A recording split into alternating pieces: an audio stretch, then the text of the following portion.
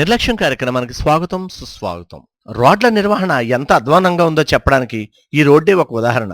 రాజమహేంద్రవరం తూర్పు railway station నుండి హుక్కుంపేట వెళ్లే ఈ రోడ్డు మీద అడుగడుగున గుంతలు దర్శనమిస్తున్నాయి. ఇటీవల కురుస్తున్న వర్షాలకు ఆ గోతుల్లో వర్షపు నీరు చేరి చెరువులను తలపిస్తున్నాయి. అటువైపుగా ప్రయాణం చేయాలంటే వాహన చోదకులు అయ్య బాబోయ్ అంటున్నారు. వర్షం నీటితో నిండిన గోతుల్లో ప్రతిపక్షాలు చేపలు పెంచుతూ రాష్ట్ర ప్రభుత్వం నిర్వాకాన్ని ఎండగడుతున్నాయంటే చేయవా మరి?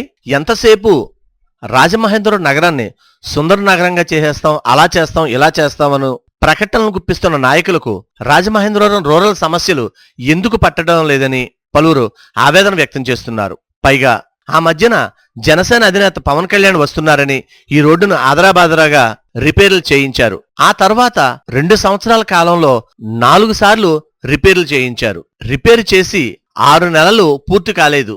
మళ్లీ చాలా అధ్వాన్నంగా తయారైంది. మీరు చూస్తున్నారుగా.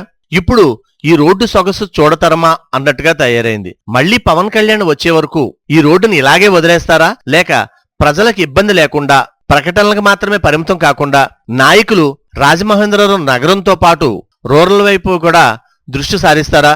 వేచి చూడాలి. మరి రాజమహేంద్రవరం చుట్టుప్రక్కల్లో ఉండే అనేక మంది వ్యాపారస్తులు కావచ్చు, ఉద్యోగస్తులు కావచ్చు, రూరల్లోనే నివసిస్తారని ప్రతి ఒక్కరికి తెలిసిన విషయమే. మరి రూరల్లో ఉన్న ప్రజల ఓట్లు నాయకులకు పడవనా, అక్కర్లేదనా ఈ రూరల్ని ఇంత నిర్లక్ష్యంగా వదిలేయడం? నిజంగా బాధ్యత కలిగిన నాయకులు ఎవరైనా సరే ఈ రోడ్డును పట్టించుకోవాలని పలువురు కోరుతున్నారు.